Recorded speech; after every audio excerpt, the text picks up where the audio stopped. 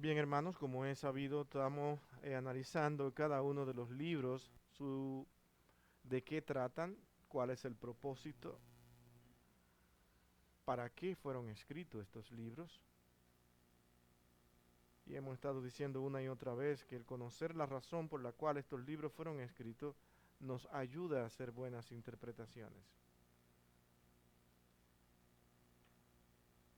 Cuando no se entiende el propósito de estos libros, nos perdemos nosotros de poder entender exactamente lo que cada uno de estos escritores quisieron comunicar. Una comunicación que no solamente fue para esas personas en ese momento, sino que tenía que ver con todos aquellos que iban a preceder a estos apóstoles, a estos hombres llamados por Dios, a estas iglesias que nosotros ahora podemos ver, a las cuales se le escribieron estas cartas. No solamente fue para ellos, sino también para nosotros. Y nosotros hoy leemos cada una de estas cartas como si nos las estuvieran diciendo a nosotros. Pero tenemos que entender la razón del por qué estas palabras fueron escritas. Y nosotros nos quedamos en Primera de Juan,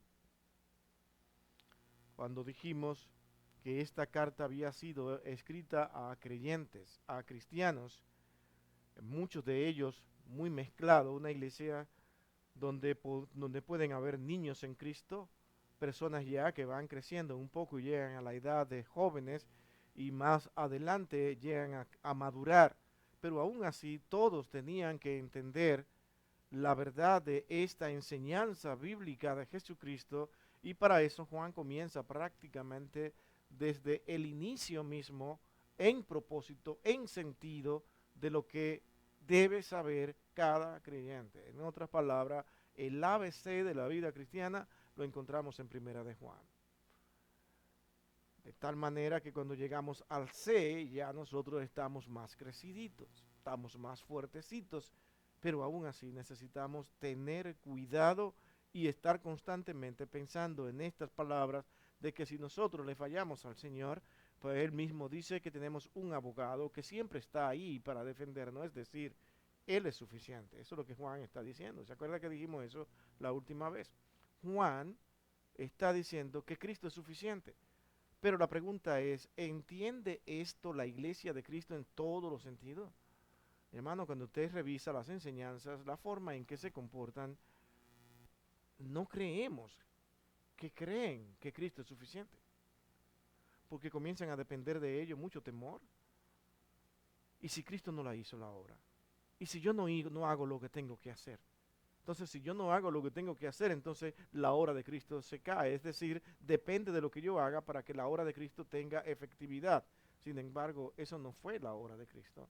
La obra de Cristo fue rescatarnos del mundo de pecado y una actitud de muerte espiritual donde tenía el Señor que rescatarnos y revivirnos, no nosotros. Alguien que está muerto no puede revivirse por sí solo. ¿Se entiende? Por eso es que Juan hace mucho énfasis en esta carta en que nosotros podamos vigilar nuestra condición de crecimiento en Cristo. Y cuando él dice es que el Hijo de Dios no peca. Esto podía malinterpretarse, ¿no?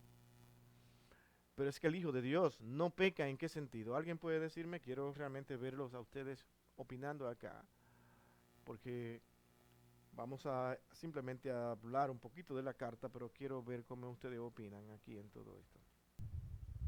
Que no practica el pecado, que no vive para pecar. No es Eso que no es, va a pecar, sino que no lo practica. eso es lo que está diciendo.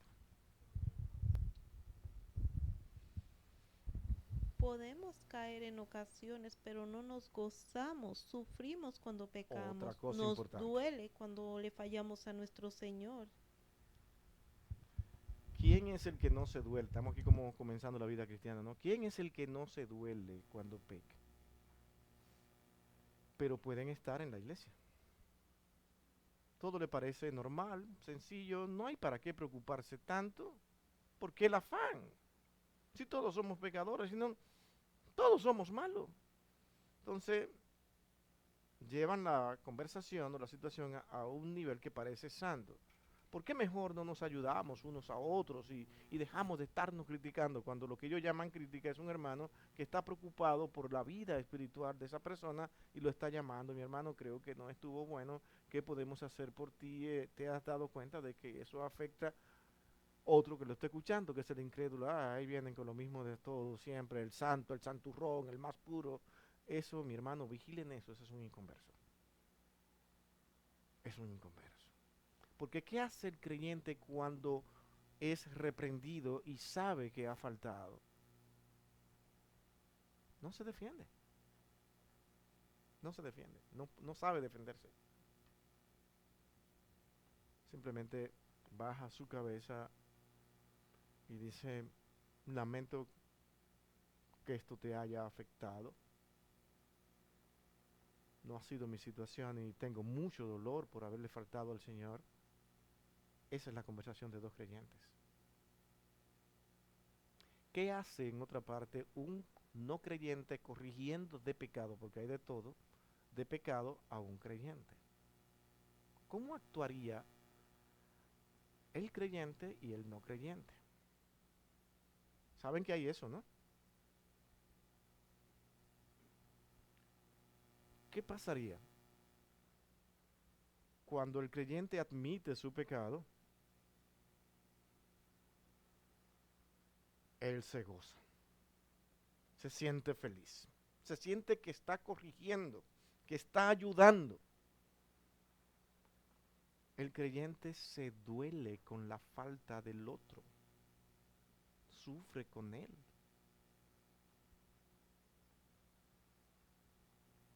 No se engrandece, porque el no creyente utiliza la falta del otro para él sentirse mejor.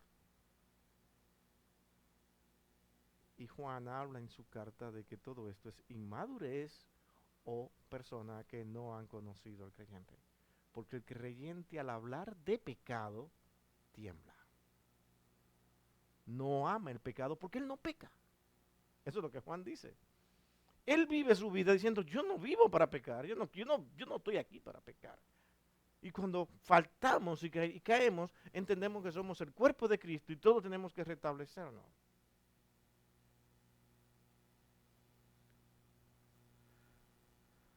Siempre en la vida cristiana, la teoría no es lo más importante.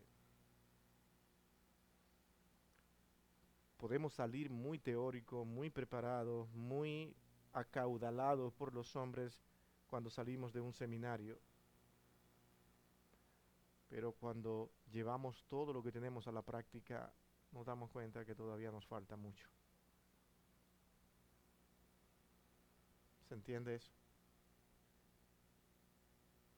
Los seminarios tienen un problema muy serio y ha pasado con muchos buenos creyentes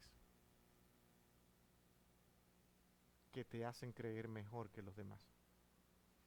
Entonces, cuando no advertimos a nuestros hermanos que entran a un seminario sobre cosas como estas, yo creo que muchos pastores están faltando al Señor. Cuando ellos ya han pasado, tienen la experiencia en eso y no se han acercado, hermano, hay problemas. Casi en todos los seminarios tiene que terminarse diciendo, cuídense del síndrome del seminario. Porque el síndrome del seminario es envanecer. Porque tú allí estudias griego, estudias hebreo, estás preparado, has visto cosas que tú nunca habías visto. Te elevas y el seminario es muy fuerte y es muy, como te digo, muy responsable de sus enseñanzas. Termina envaneciéndote. Ya no te sientes bien en los servicios, ya no te sientes bien en los cultos, te sientes, ¿me entiendes? Que los demás, que vengo acá. No se dan cuenta que si tú quieres un ministerio vas un día a tener que enfrentarte a personas que necesitan aprender. Y tú no puedes pararte a enseñar como que tú eres el que más sabe. Y tienes que estar preparado para que a pesar de tú haber ido a un seminario, alguien se te siente y te diga, usted no sabe nada a pesar de ir a un seminario. Tienes que aguantar todo eso. Porque el Señor te lo puede mandar. Hay personas que son así. Entonces se madura, se crece Pero lo que tú conoces no es teórico, sino práctico. Es para llevarte a la práctica. Dios, el propósito de dar su palabra escrita no fue para que los hombres amontonaran conocimiento, sino para que crecieran. En estas iglesias a las que se le escribe, el propósito era que los hermanos se fortalecieran en el camino de la gracia. ¿Y quién es la gracia? Cristo.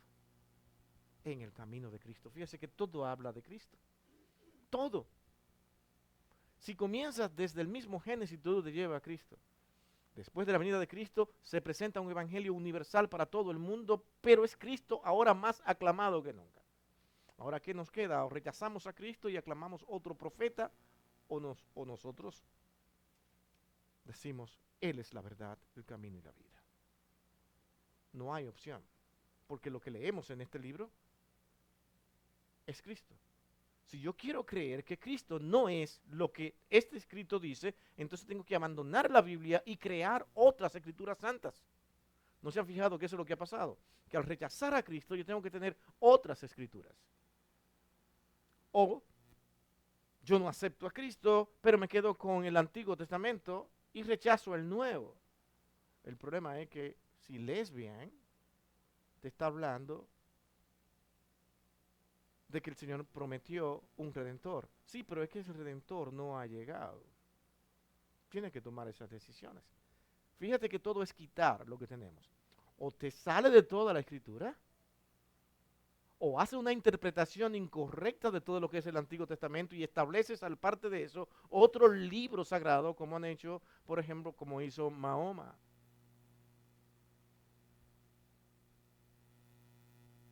Como han hecho los testigos de Jehová prácticamente, como ha hecho Manuel Smith, José Smith, me estoy acordando de Manuel Smith, increíble. Es así, no hay otra. El mundo ha caminado así, es rechazar toda esta escritura. ¿Y nosotros dónde estamos? Y eso es lo que nosotros tenemos que tener en cuenta cuando venimos aquí a estudiar este libro.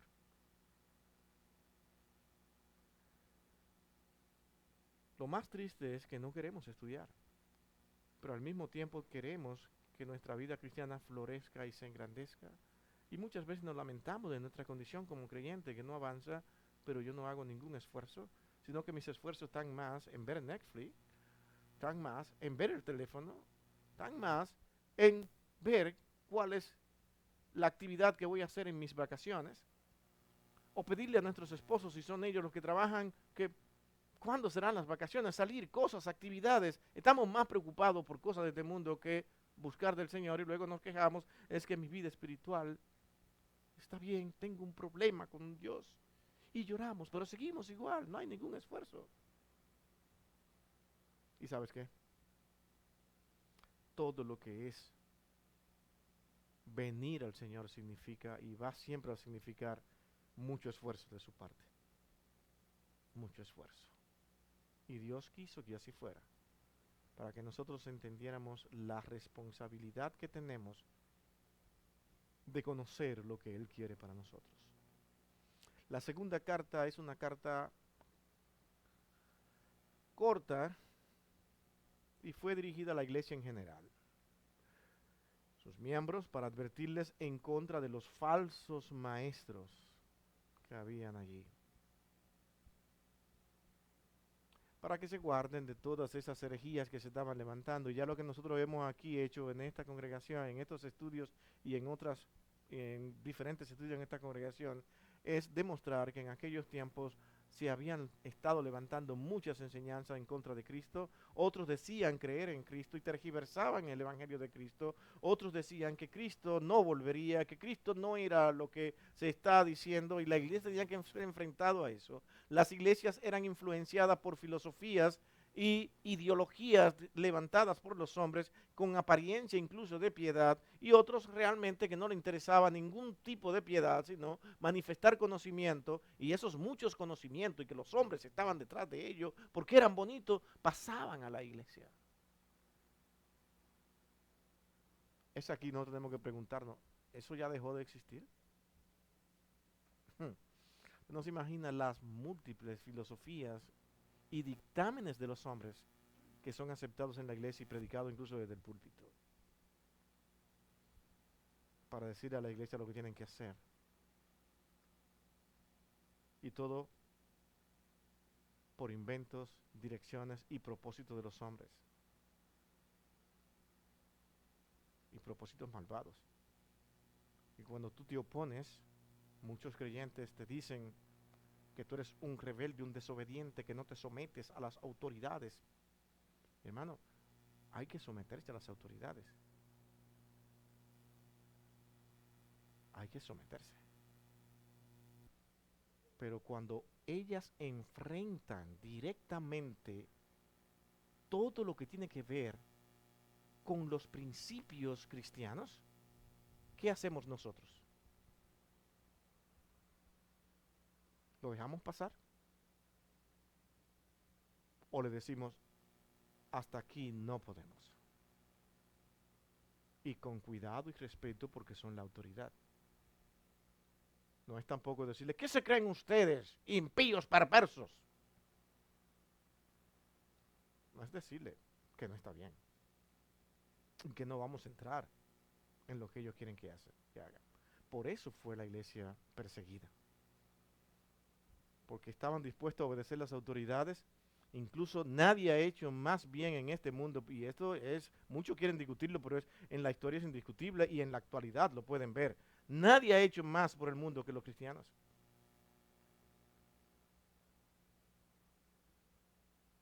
Y esto suena arrogante. Es que el cristiano tiene la particularidad de amar incluso a sus enemigos. ¿Quién hace eso? Busque una sola religión que lo haga. Han habido personas que en el nombre de Cristo elaboraron guerras terribles que hoy se las adjudican a los cristianos. No eran cristianos. El nombre de Cristo fue utilizado para ir detrás de poder.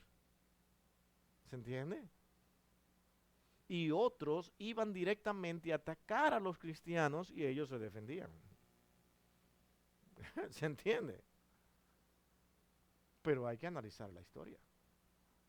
Le adjudican incluso a los cristianos, y hasta donde yo he podido ver y con lo que tengo en mano, le adjudican a los cristianos que ellos fueron los que quemaron la biblioteca de Alejandría. La gente hace de todo y acusa de todo, pero usted siéntese a analizar, y por eso es que nosotros le decimos, mis hermanos, yo no soy tal vez el mejor, pero estamos dando pautas para que usted vaya y analice e investigue. Eso es lo que hemos estado haciendo aquí. Yo aquí tal vez sea menor que ustedes en lo que estoy expresando. Tal vez usted tenga más conocimiento que yo aquí. Pero vaya y analice lo que estamos diciendo aquí. Y tal vez cuando venga de allá para acá me pueda ayudar aún más a mí a dar la clase y hacerla incluso más fuerte. Ahora nos encontramos con Juan, tercera de Juan. Esta carta fue dirigida de una manera muy personal. Aquí aparecen ¿cuántos personajes personales? Prácticamente protagonistas de la carta. ¿Quiénes? ¿Cuántos fueron? ¿Dos? Dice Valentina, ¿dos? ¿Cuánto aparece? Primero aparece a quién se la dirige, ¿no? ¿A quién se la dirigieron? A Gallo. A Gallo. Y no tenía nada, que ese era el nombre de él. Ni que era muy gallito tampoco, ni muy peleonero. Era un líder de la iglesia. Amado posiblemente. Y Pablo habla muy bien de él. Juan habla muy bien de él. Ah. ¿Cuál era el peor de ellos? Diótrefes. Y después habla en la parte final de un buen ejemplo a seguir. Y menciona un nombre. Y dice, yo damos testimonio de eso, de este hombre. Qué bueno cuando se puede dar testimonio de alguien, de que es bueno. ¿De quién habla? Demetrios. Casi siempre, yo no sé por qué, cuando van a la carta de primera, dice, bueno, ahí está Gallo y Diótrefe, el malo y el bueno. Pero es que el asunto es que está resaltando las cualidades de Gallo, pero también le dice, no imites a Demetrio, no te acerques a él, pero sí acércate, no imite a Diótrefe, pero sí imita a Demetrio.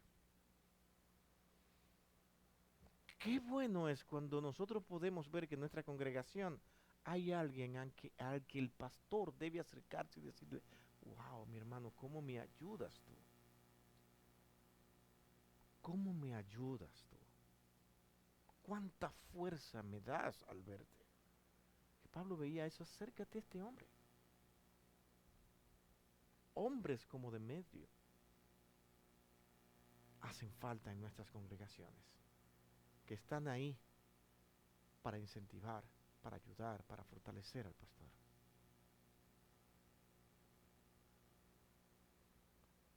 Eso fortalece la iglesia. Es glorioso ver esto.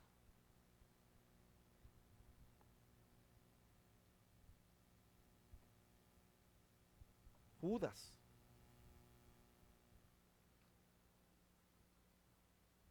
Hay algo sumamente particular en la carta de Judas y es un llamado. Y si ustedes leen el capítulo 2 de Pedro, es el mismo llamado que hace Pedro al que hace Judas. ¿Cuál es ese llamado? Sí, pero va directo a lo que tienen que hacer.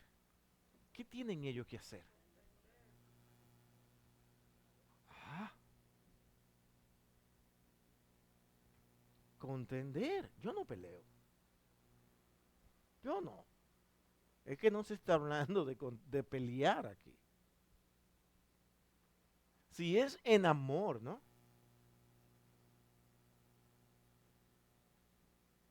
Como dice Pablo en su carta. Contender en amor. Si mi corazón no está lleno de amor cuando yo presento la verdad y estoy dispuesto a pasar horas defendiendo el Evangelio de Cristo, pero de amor. No porque yo quiero demostrar que conozco más que tú, que soy mejor que tú, entonces la conversación no tiene sentido cuando eso pasa, porque puede ser que el otro también esté en la misma situación. ¿Y qué va a pasar allí? Una guerra. Y al final se van a molestar porque yo no puedo creer como tú crees. Y vamos a insultarnos. ¿Y cómo es posible que tú te salgas de la buena doctrina? Eso es herético, eso es falso. Imagínate, ¿qué tipo de conversación? Es que ambos, si quieren encontrar la verdad, lo hagan en amor. Pero estar dispuesto a dejar el pellejo allí si es posible. Eso es lo que está diciendo Judas. Contender por la fe en Jesucristo. Y en contra de toda falsa doctrina, todo lo que sea contrario, dispuesto. Y si ellos se oponen de mala manera, enseña a los creyentes, a los que están alrededor, que ese grupo de personas está enseñando algo incorrecto. Hermano, eso se ha prohibido prácticamente en las iglesias hoy en día. Cuando alguien se atreve, cosa que no hace mucho tiempo ocurría con mucha facilidad, y se hablaba directamente de las falsas doctrinas o lo que yo consideraba que era incorrecto y que faltaba a la palabra de Dios, hoy en día eso es calmado. ¿Por qué? Por lo que dijimos en un momento. Aceptación de las filosofías de este mundo que nos están enseñando que a aceptar a cada quien como sea, no lo molestes, no lo hagas sentir mal, porque eso trae guerra. Simplemente cuando lo que tiene que hacer es sí hacerle sentir mal. Porque es cuando tú le haces sentir y ver su falta que la persona comienza a meditar en eso. Pero si tú se la opacas y dices, tú estás bien, tú puedes vivir como tú quieras, no hay problema, él siempre va a creer que él está bien. Es tan duro, es tan duro tú aferrarte a los principios bíblicos, porque al primero que perjudican es a la persona que lo expone hoy en día. Porque la persona que lo expone es una persona muy bárbara, terriblemente en el sentido bárbaro. Es un salvaje que no tiene amor, que menosprecia a los demás, que los ataca.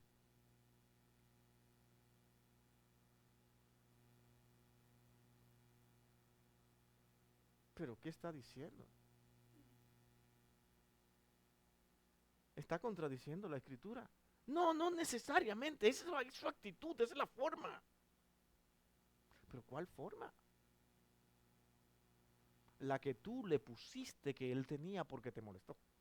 Noten que nosotros mismos cuando discutimos hasta con nuestras esposas o esposos, nosotros siempre decimos, sí, pero es que la forma en que me lo dijiste. Y, ¿cuál forma fue que yo te lo dije?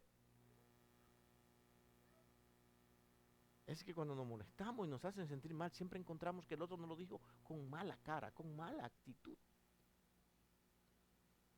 Para justificar a nosotros mismos y continuar adelante. Nosotros fabricamos sin darnos cuenta la actitud. ¿Por qué? Noten que hay otros en la misma congregación que están encantados, no hay problema. Están felices. Ah, pero no hay problema. Entonces yo lo que le digo simplemente a esa persona que él es un cómplice del pastor. Y sigue la rumba. Es complicado. Aún así, el hombre de Dios debe contender por la fe, por las consecuencias que eso trae. En Judas, uno va a contender por la fe. Sabemos que Judas usó palabras duras, pero principalmente cuando vamos a contender por la fe, tenemos que tener compasión. Compasión sobre todo. Si no hay compasión, no es ese amor, sino esa compasión. Es amor, compasión y amor sí, va muy va ligado. ligado por amor, tú tienes compasión del hermano. Exactamente. Pero al final de cuentas, tú vas a contender, Judas, él trajo el Antiguo Testamento. Él no le habló sus palabras. Él le trajo todo lo que dice Sodoma y Gomorra, no, el arcángel Miguel, y todas esas falsas enseñanzas también que había en ese tiempo. Entonces, cuando nosotros vamos a contender, nosotros debemos estar preparados. Definitivamente. Porque dice, procura presentarte a Dios preparado como obrero que no tiene que avergonzarse. Eso le aconsejó Pablo a Timoteo. Usted dijo principalmente, nos gusta lo fácil, nos gusta ver Netflix, nos gusta el teléfono, y no nos sacrificamos. Hermanos. Y es parte de, tenemos justificación, nosotros siempre nos justificamos. Ay, sí. Entonces, al final, que no sé, que yo no sé mucho, pero tú tienes tiempo, a todos nos dan 24 horas. Y es como nosotros utilizamos el tiempo. Nosotros podemos, siempre va a haber algo, y Satanás siempre va a poner algo. Y él sabe dónde nosotros cogíamos, y siempre nos va a dar por ahí, y nos lo va a poner más fácil, que necesitamos descanso, que falta esto y lo otro, pero es quitándonos la palabra del Señor. Entonces, él está ganando esa batalla con nosotros. Venimos aquí, y venimos con lo que nos dicen aquí. Pero ¿qué podemos, como usted dice, qué podemos nosotros aportar hablando aquí que puede ser de edificación para el que está exponiendo también? Contrale. Entonces es algo que nosotros debemos meditar en esas cosas. Y como yo le digo a ella, ella dice, al tiempo para todo. Dice, debajo del sol hay tiempo para todo. Entonces, la habilidad que el Señor te da para trabajar y para despertarte diario, hay otros que quisieran tenerlo. Oye, dale gracias a Dios. Y dedícale el tiempo a él. Eso es lo que yo creo. Gracias, hermano. Esto es fortalecedor escucharte hablar de esa manera, y más a uno como persona que está al frente, muchas veces escucharte, a la que todos pudiéramos hablar, ¿no? Y dar a entender de que esto debe ser una realidad.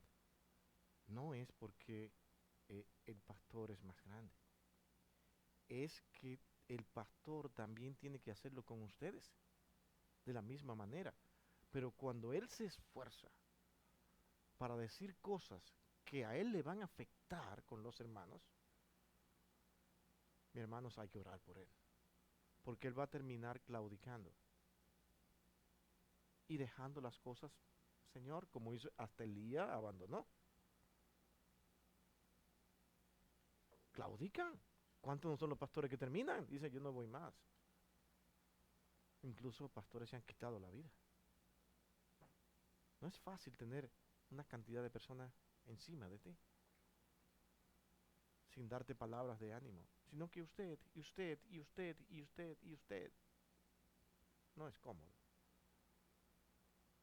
Yo no sé dónde Dios saca las fuerzas para eso, para darle a los pastores que hoy están, porque no crean, son todos, en todo, no se crean que los hermanos son seres humanos pensando, y en todo el mundo siempre carga a los pastores con cosas que no son ciertas, cosas que muchas veces son ciertas, pero no las saben manejar, ni saben decírsela, un sinnúmero de cosas como esas. Ajá, aquí. Y también otra de las cosas que uno ha escuchado pues, con la gente, las personas que ellos cortan a los pastores todos por igual. Oh, Que sí. como son pastores de la prosperidad, que son esto, que son lo otro, mantenidos y eso. Pero las personas no, yo creo que lo hacen para ellos tener cómo acercarse a la iglesia. Porque Ujú. siempre dicen que la iglesia es donde, como se han dicho, que siempre se ha dicho que son los más hipócritas. Pero yo como el trabajo y les digo, pues es que deben de darse la oportunidad de acercarse a una iglesia y conocer al pastor. Porque aquel Ujú. pastor que no se da a conocer con los hermanos es porque tiene que ser una iglesia grande, es lo que yo siempre pienso. Cuando es una iglesia grande con 1000 personas más, es difícil conocer al pastor. Pero cuando es una iglesia pequeña, porque aquí hay iglesias pequeñas también, Y el pastor conocerlo a todo y tampoco. conocerlos a todos, entonces, pues desgraciadamente a todos los pastores les cortan por igual, que no, que son mantenidos, que esto, que el otro, y que no traen la palabra como debe de ser.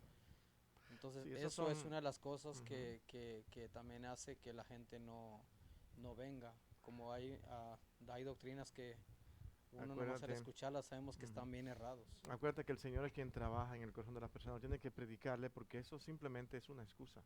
Y ellos lo saben, es una excusa para ellos calmarse.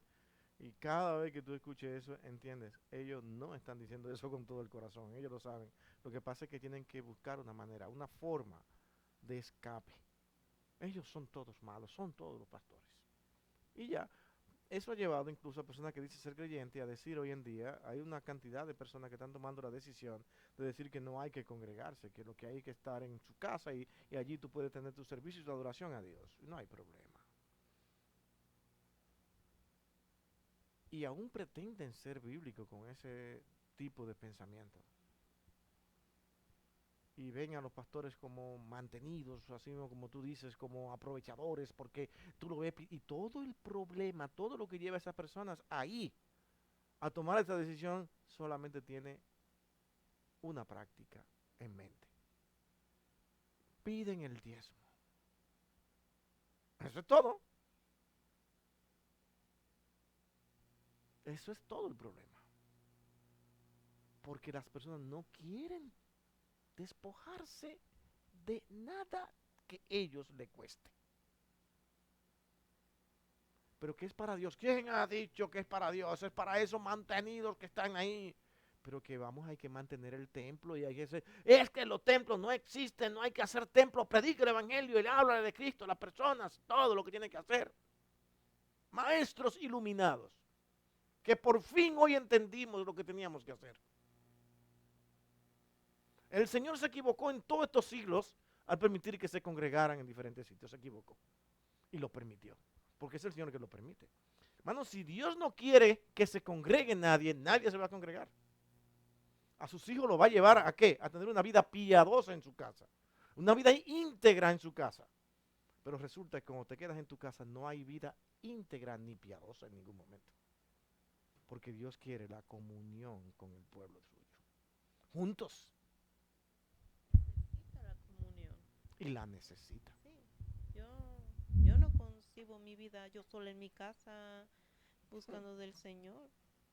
Ese es el asunto. El Señor puso ese amor por los hermanos. Nos hizo familia por medio de su sangre. Y que uno no puede estar sin congregarse. No, Yo no puedo imaginarme estar sin congregarme.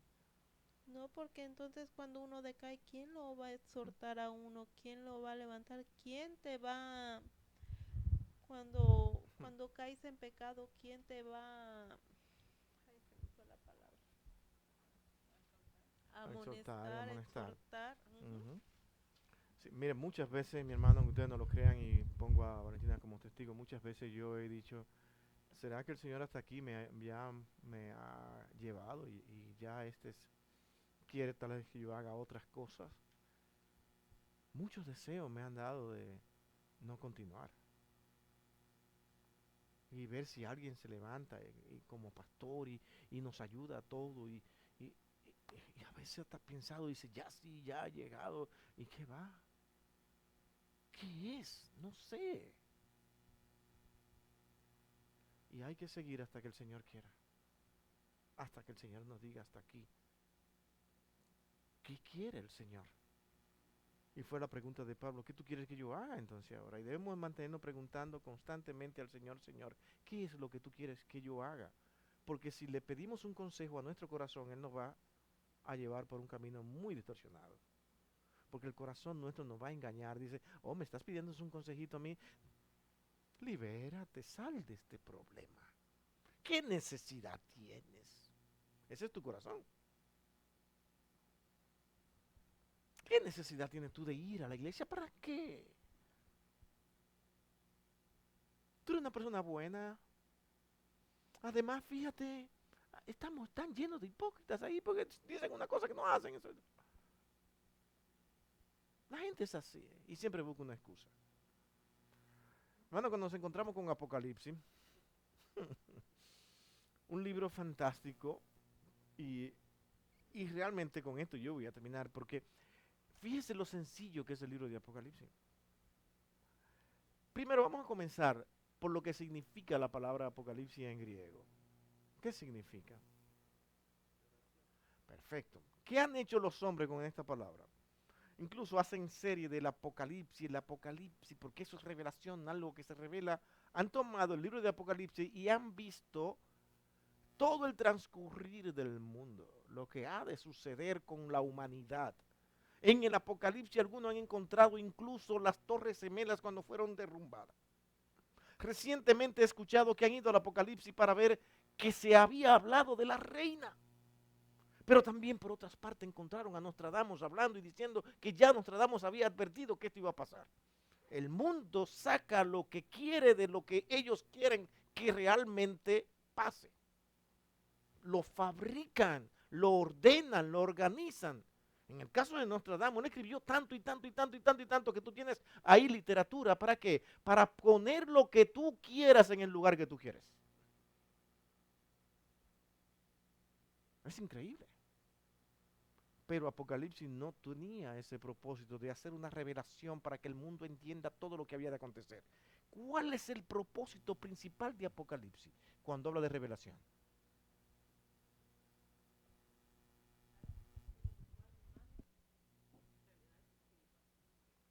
Realidades espirituales es una, pero el propósito, sí, dar a entender al mundo, al mundo humano, realidades espirituales.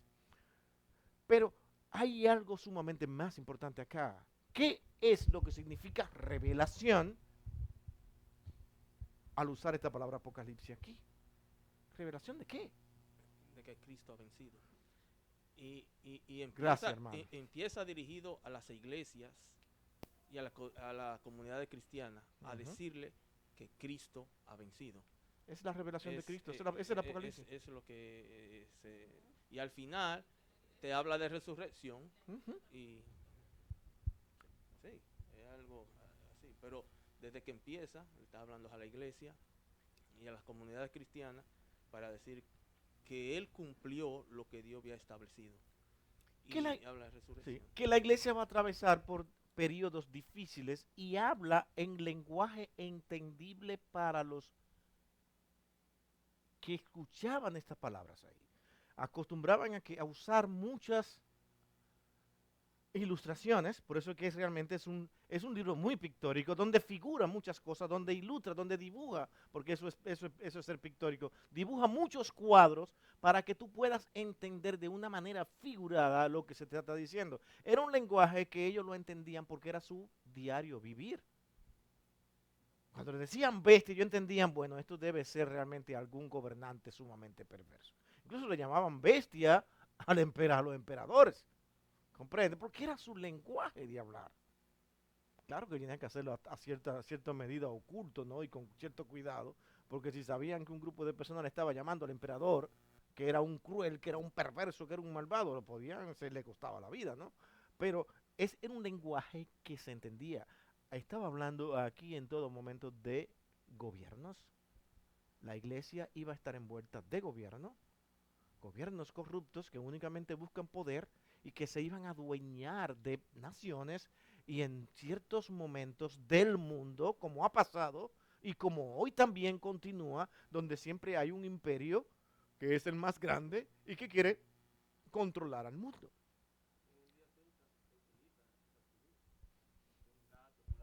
Sí, sí, en ese sentido se usan muchos. Nosotros la utilizamos de igual manera y no nos damos cuenta. ¿Entiendes? Pero se hablaba en ese lenguaje y la gente comenzaba a entender. Finalmente, Apocalipsis es una carta fácil de entender, no es difícil. Pero nosotros comenzamos a ver cosas profundas allí y llenas de simbolismos. Y esto significa, ahí está el problema. Es que este simbolismo significa, ahora eso puede significar algo para ti, algo para aquel, algo para el otro. Entonces parece que nunca nos ponemos de acuerdo porque cada símbolo de esto para mí significa algo. Es increíble.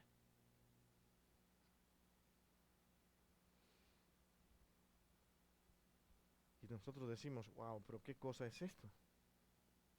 Apocalipsis no es más que la iglesia atravesando en un mundo de pecado y al final,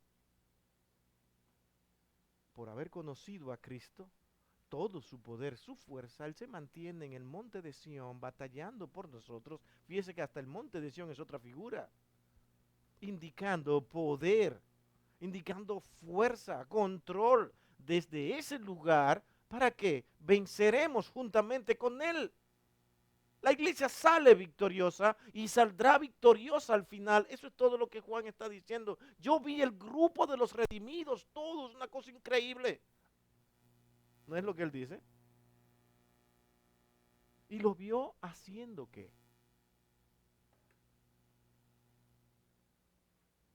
Cantando y proclamando una palabra. Santo, santo, santo. ¿A quién? Al Cordero de Dios. ¿De qué habla Apocalipsis? ¿Cuál es la revelación? Vean a Cristo, nunca se olviden de Cristo. La iglesia nunca se va a olvidar de Cristo. Y esa es la parte más importante para interpretar Apocalipsis. Parte de que lo único que Juan quiso darle a conocer a la iglesia y al mundo es que Cristo iba a ser el redentor en un mundo de pecado y nos iba a librar a todos, no revelar paso por paso. Cuando vean que esto acontezca, y aquí hay un símbolo que esto significa las torres, y que los ángeles aquí significa el primer ángel, el segundo ángel, el tercer ángel, un sinnúmero de cosas que tú dices, pero es que yo no lo puedo entender, mi mente se embruteció, no lo entiendo, se perdió. Porque para otros significa otra cosa los ángeles y para aquellos no. Esto es sumamente importante. Cada uno vino con un mensaje. Y comenzamos a hacer tantas interpretaciones que si notan con cuidado nos van alejando de todas las otras escrituras para entrar nosotros ahora a establecer nuestro propio esquema. ¿Se han fijado que por eso es que aquí no predicamos tanto de Apocalipsis? Porque entrar en Apocalipsis en un mundo como este, que no entiende lo que esto significa, su forma sencilla y simple y gloriosa como lo es el libro de Apocalipsis, a veces podemos nosotros hacer daño y confundir sin necesidad.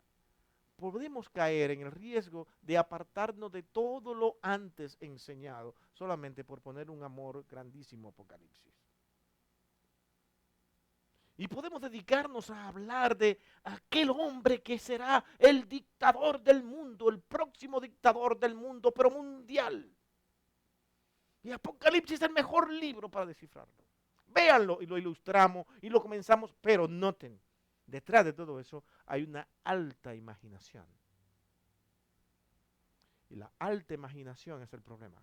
Terminamos solamente figurando y buscando algunas cosas que se dijeron acerca de ese ser que se iba a ser rey, que se iba a ser dueño de todo y que iba a negar a Dios. Y entonces comenzamos a ver personajes parecidos. Y podemos incluso decir, este es el anticristo. Me acuerdo cuando decían que Gorbachev iba a ser el anticristo porque había sido cortado en la frente. Basado en un texto. Cosas así como eso, la gente está loca. Y perdonen que lo digan, están loca. Hacen de todo una doctrina. Y ven personajes, lamentablemente. Apocalipsis es un libro sencillo. Y con esto yo termino. Y en los evangelios también habla del anticristo. Entonces no tiene que ver Apocalipsis que una persona, porque ellos hablan que del anticristo, pero esto es lo que está, ¿verdad?, en contra del Señor Jesucristo. Entonces de ahí Todo lo que es en contra de Cristo es realmente el anticristo, lamentablemente. Esto es lo que yo entiendo. ¿Entiendes? Porque dice, y ya está en actividad. Y está entre vosotros. ¿Cuál es el problema? Hace tiempo que ya está. Exacto. Simplemente. No es un personaje único, especial, extraordinario. Sí, los hombres siempre van a estar aspirando a querer tener el control del mundo. Mi hermano, querer tener el control del mundo ha sido un deseo desde que el mundo es mundo. Todos los reinos han querido controlar el mundo.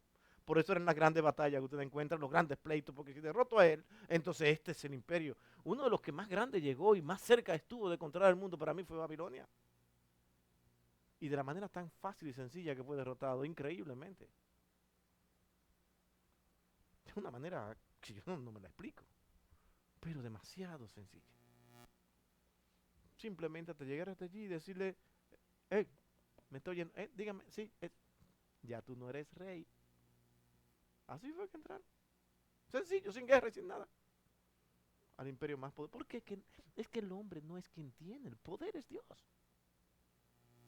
Y eso ha seguido siglo por siglo. Alejandro Magno quiso controlar el mundo, tenía prácticamente el mundo en sus manos, no estableció un imperio así unido, fuerte, era un guerrero más que otra cosa, pero eso es lo que él quería. Incluso lloró cuando pensó que no había más nada que conquistar. Era conquistar y conquistar, nada más. ¿Cuál era el deseo? Tener el control del mundo. Mi hermano, eso no va a ser diferente mientras el mundo sea mundo. Siempre tendremos un grupo de personas que querrán soñar con eso. ¿Sabe lo bueno que es que todo lo que vaya a pasar me lo digan a mí? Que todo me lo consulten a mí porque soy el rey del mundo. El dueño del mundo completo. ¡Wow! Es un sueño. La Biblia dice que el príncipe de este siglo es el enemigo, dice Valentina, ya que no agarró el micrófono. Bueno, pues mis hermanos amados, casi cumplo. Casi cumplo. Sí, casi cumplo. Sí. Vamos a orar, hermanos. Bendito Dios y Padre nuestro, gracias por este tiempo, gracias por tu amor, por tu misericordia y por habernos traído hasta aquí hoy. Siempre, oh Dios, esperando que en tu misericordia, porque nosotros no sabemos, no conocemos ni sabemos nada, solamente queremos hacer tu voluntad. Guíanos en un mundo de pecado como este. Guía a los hermanos, pon en su corazón amor y deseo de servirte. Gracias, Señor amado, a ti por todo lo que tú haces en nosotros. Porque te lo pedimos, Señor, en el dulce nombre de tu Hijo amado Jesucristo, con gracias todo. Amén.